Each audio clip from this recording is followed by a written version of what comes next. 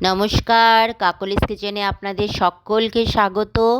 আজ আমি বানাবো রুটি, লুচি, পরোটা, নানের সঙ্গে খাওয়ার উপযুক্ত লেমন চিকেন। প্রথমে আমি চিকেনটাকে ফার্স্ট ম্যারিনেশন করব। দিয়ে দেব নুন আর দিয়ে দেব লেবুর রস।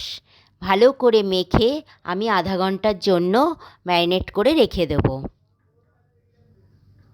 এবার আমি একটা মশলা তৈরি করে নেব। দিয়ে দেবো আদা, কাঁচা লঙ্কা, রসুন আর ধনেপাতার ডাঁটাগুলো দিয়ে একটা ভালো মিহি পেস্ট তৈরি করে নেব।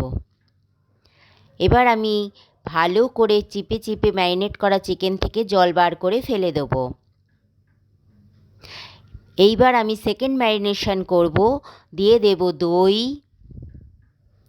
দিয়ে দেব বেটে রাখা মশলাটা আর দিয়ে দেব সাদা তেল। তারপরে এটাকেও আমি ভালো করে মেখে রেখে মিনিট 15-20 জন্য ছেড়ে দেবো।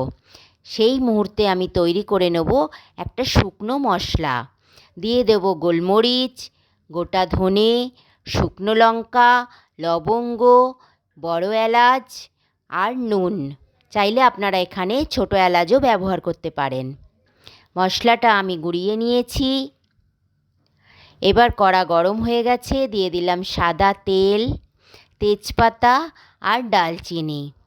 একটু নেড়ে চেড়ে ভালো গন্ধ বেরোতেই দিয়ে দেবো ম্যারিনেট করে রাখা চিকেনটা। ভালো করে নেড়ে চেড়ে আমি ঢেকে দেব যাতে জলটাও বেরিয়ে আসে আর সিদ্ধটাও হতে থাকে।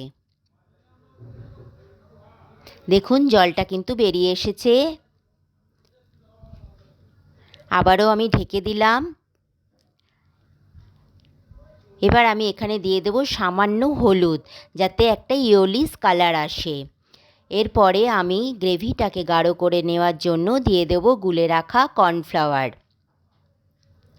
ভালো করে নেড়ে চেড়ে নিয়ে আমি এখানে দিয়ে দেবো আবার কিছুটা লেবুর রস, কিছুটা ধনেপাতা কুচি। এটাকেও আমি ভালো করে একটু নেড়ে চেড়ে মিশিয়ে নেব। তারপর দিয়ে দেবো ভেজে রাখা মশলাটা। ভেজে রাখা মশলাটা দিয়ে ভালো করে নেড়ে চেড়ে গরম গরম পরিবেশন করে দেব লেমন চিকেন। রেসিপিটি যদি পছন্দ হয় লাইক, কমেন্ট, শেয়ার করতে ভুলবেন না। প্লিজ সাবস্ক্রাইব করে দেবেন আর পাশের বেল আইকনটিতে প্রেস করে দেবেন আমার নতুন নতুন রেসিপি পাওয়ার জন্য।